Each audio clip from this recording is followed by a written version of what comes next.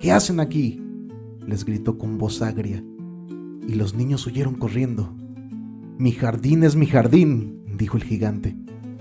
Todos deben entenderlo así y no permitiré que nadie más que yo juegue en él. Lo cercó entonces con un alto muro y colocó un cartel que decía: prohibida la entrada, se procederá judicialmente contra los transgresores. La lengua de Orfeo. Muy buenas noches. Bienvenidos a un capítulo más de La lengua de Orfeo. La noche de hoy daremos lectura a uno de los cuentos clásicos de un autor, uno de los más famosos de la literatura universal. Me refiero al maestro Oscar Wilde. En esta ocasión daremos lectura a El cuento del gigante egoísta, un cuento publicado en 1888 en una colección creada por el maestro de Happy Prince and Other Tales, y relata la historia de un gigante y la relación que tiene con un grupo de niños a partir de su encuentro en el jardín del cual es propietario. A lo largo del cuento se describe cómo la relación del gigante pasa de el egoísmo, pasa de no querer convivir con ellos, hasta que por casualidad y por un evento fortuito uno de ellos llama su atención. Este niño hará que la perspectiva y la visión del gigante cambie. Pero no demoremos más en ello y comencemos con la lectura de El gigante egoísta del maestro Oscar Wilde.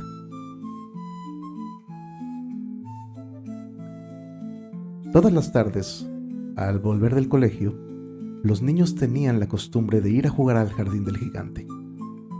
Era un amplio y hermoso jardín, con un suave y verde césped.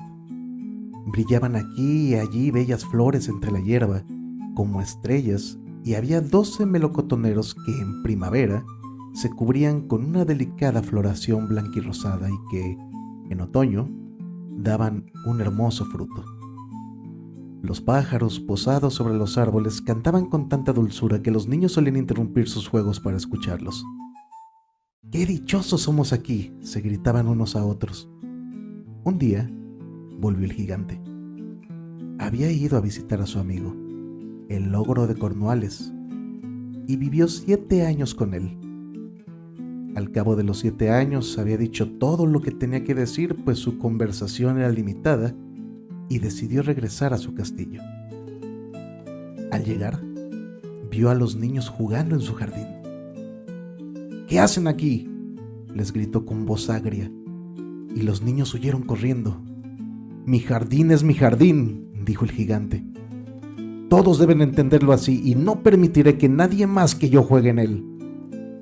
Lo cercó entonces con un alto muro y colocó un cartel que decía: prohibida la entrada, se procederá judicialmente contra los transgresores. Era un gigante egoísta. Los pobres niños no tenían ahora sitio donde jugar.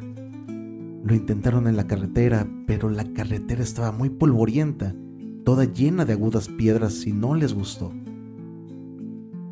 Tomaron la costumbre de pasearse, una vez terminadas sus lecciones, alrededor del alto muro para hablar del hermoso jardín que había al otro lado. ¡Qué felices éramos ahí!, se decían unos a otros. Entonces llegó la primavera, y en todo el país aparecieron pajaritos y florecillas. Solo en el jardín del gigante egoísta continuaba siendo invierno. Los pájaros, desde que no había niños, no tenían interés en cantar, y los árboles se olvidaron de florecer. En cierta ocasión, una bonita flor levantó su cabeza sobre el césped, pero al ver el cartelón se entristeció tanto pensando en los niños que se dejó caer de nuevo en tierra y se volvió a dormir. Los únicos que se alegraron fueron el hielo y la nieve. La primavera se ha olvidado de este jardín, exclamaban. Gracias a esto viviremos en él todo el año. La nieve extendió su gran manto blanco sobre el césped y el hielo pintó de plata todos los árboles. Entonces invitaron al viento del norte a pasar una temporada con ellos y él fue. Estaba envuelto en pieles y bramaba durante todo el día por el jardín derribando chimeneas. Este es un sitio delicioso, decía. Diremos al granizo que nos haga una visita. Y llegó el granizo. Todos los días, durante 3 horas, tocaba el tambor sobre la techumbre del castillo, hasta que rompió casi todas las tejas, y entonces se puso a dar vueltas alrededor del jardín, corriendo lo más deprisa que pudo. Iba vestido de gris, y su aliento era como el hielo. No comprendo por qué la primavera tarda tanto en llegar, decía el gigante egoísta cuando se asomaba a la ventana y veía su jardín blanco y frío. Espero que cambie el tiempo. Pero la primavera no llegaba nunca, ni el verano tampoco. El otoño trajo frutos dorados a todos los jardines, pero no dio ninguno al del gigante. Es demasiado egoísta, dijo. Y era siempre invierno en casa del gigante, y el viento del norte, el granizo, el hielo y la nieve danzaban por entre los árboles. Una mañana, el gigante, acostado en su lecho, pero despierto ya, oyó una música deliciosa. Sonaba tan dulcemente en sus oídos que le hizo imaginarse que el rey de los músicos pasaba por allí. En realidad, era un jilguerillo que cantaba en su ventana, pero como no había oído a un pájaro en su jardín desde tanto tiempo atrás, le pareció la música más bella del mundo. Entonces el granizo dejó de bailar sobre su cabeza, y el viento del norte de rugir, y un perfume delicioso llegó hasta él por la ventana abierta. «Creo que ha llegado al fin la primavera», dijo el gigante, y saltando del lecho se asomó y miró afuera. ¿Qué fue lo que vio? Vio un espectáculo maravilloso. Por una brecha abierta en el muro, los niños habían escurrido en el jardín y se habían encaramado a los árboles. Sobre todos los árboles que alcanzaba a ver había un niñito. Y los árboles se sentían tan dichosos de sostener de nuevo a los niños que se habían cubierto de flores y agitaban con gracia sus brazos sobre las cabezas infantiles. Los pájaros revoloteaban de aquí para allá, cantando con delicia, y las flores reían, irguiendo sus cabezas sobre el césped. Era un bello cuadro. Solo en un rincón seguía siendo invierno. Era el rincón más apartado del jardín, y allí se encontraba un niño muy pequeño. Tan pequeño era que no había podido alcanzar las ramas del árbol, y daba vueltas a su alrededor llorando con amargura. El pobre árbol estaba aún cubierto por completo de hielo y nieve, y el viento del norte soplaba y rugía por encima de él. «¡Sube, pequeño!», decía el árbol, y le tendía sus ramas inclinándolas todo cuanto podía, pero el niño era demasiado pequeño. El corazón del gigante se enterneció al mirar hacia afuera. «¡Qué egoísta he sido!», se dijo. «Ya sé por qué la primavera no ha querido venir aquí. Voy a encaramar a ese pobre pequeñuelo sobre la copa del árbol y luego tiraré el muro, y mi jardín será ya siempre el sitio de recreo de los niños». Estaba verdaderamente arrepentido de lo que había hecho. Bajó las escaleras, abrió de nuevo la puerta con toda suavidad y entró en el jardín. Pero cuando los niños le vieron, se quedaron tan aterrorizados que huyeron, y el jardín se quedó otra vez como en invierno. Solo el niño pequeñito no había huido, pues sus ojos estaban tan llenos de lágrimas que no vio venir al gigante, y el gigante se deslizó hasta su espalda. Lo cogió cariñosamente con sus manos y lo depositó sobre el árbol. El árbol floreció de inmediato, y los pájaros fueron a posarse y a cantar sobre él, y el niñito extendió los brazos, rodeó con ellos el cuello del gigante y le besó. Los otros niños, viendo que el gigante ya no era malo, se acercaron corriendo y la primavera volvió con ellos. «Desde ahora este es su jardín, pequeñuelos», dijo el gigante, y cogiendo un hacha muy grande echó abajo el muro. Y cuando las gentes pasaron al mediodía hacia el mercado, vieron al gigante jugando con los niños en el jardín más hermoso que hubiesen visto nunca.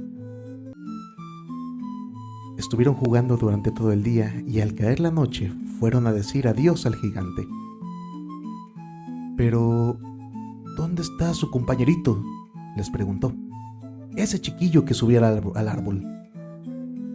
A él era a quien quería más el gigante, porque le había besado. No lo sabemos, respondieron los niños. Se ha ido. Díganle que venga mañana sin falta, repuso el gigante. Pero los niños contestaron que no sabían dónde vivía y que no lo habían visto nunca hasta entonces, y el gigante se quedó muy triste.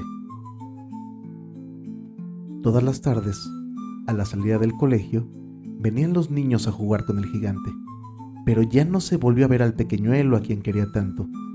El gigante era muy bondadoso con todos los niños, pero echaba de menos a su primer amiguito y hablaba de él con frecuencia. «¿Cómo me gustaría verle?», solía decir. Pasaron los años y el gigante envejeció mucho y fue debilitándose. Ya no podía tomar parte en los juegos. Permanecía sentado en un gran sillón viendo jugar a los niños y admirando su jardín. Una mañana de invierno, mientras se vestía, miró por la ventana. Ya no detestaba el invierno, pues sabía que no es sino la primavera adormecida y el reposo de las flores. De pronto, atónito se frotó los ojos y miró y miró. Lo cierto es que era una visión maravillosa. En el rincón más apartado del jardín había un árbol cubierto por completo de flores blancas. Sus ramas eran tan doradas y colgaban de ellas frutos de plata, y debajo estaba, en pie, el pequeñuelo a quien quiso tanto. El gigante se precipitó por las escaleras con gran alegría y salió al jardín. Corrió por el césped y se acercó al niño, y cuando estuvo junto a él, su cara enrojeció de cólera y exclamó: «¿Quién se atrevió a herirte?». Pues en las palmas de las manos del niño y en sus piececitos se veían las señales de 2 clavos. «¿Quién se ha atrevido a herirte?», gritó el gigante. «Dímelo, iré por mi gran espada y le mataré». «No», respondió el niño, «estas son las heridas del amor». «¿Quién eres?», preguntó el gigante, y un extraño temor le invadió, haciéndole caer de rodillas ante el pequeñuelo. Y este sonrió al gigante y le dijo: «Me dejaste jugar una vez en tu jardín. Hoy vendrás conmigo a mi jardín, que es el paraíso». Y cuando llegaron los niños aquella tarde, encontraron al gigante tendido, muerto, bajo el árbol, todo cubierto de flores blancas. De esta manera es como concluimos este brevísimo pero hermoso cuento del maestro Oscar Wilde, un clásico de la literatura universal, un cuento hermoso, un cuento bastante familiar, un cuento que puede ser escuchado, leído por todos en casa, y que pues tiene un mensaje bastante bello acerca de el amor, acerca de la redención y acerca de que todo lo que nos rodea está impregnado de algo que quizá no comprendemos, pero siempre está velando por nosotros. Nuevamente les agradezco el favor de su atención, no sin antes invitarlos a que nos sigan a través de la cuenta de Instagram, La Lengua de Orfeo. Nos ubican también como La Lengua-de Orfeo, que nos manden sus comentarios, sus sugerencias a través del correo electrónico lalenguadeorfeo@gmail.com.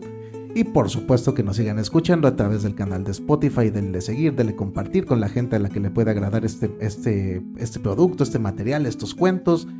Y pues vaya, nos vamos a seguir escuchando por aquí. Mi nombre es Juan Luis Venegas, esto fue La Lengua de Orfeo y nos escuchamos hasta la próxima historia. Bye. La Lengua de Orfeo.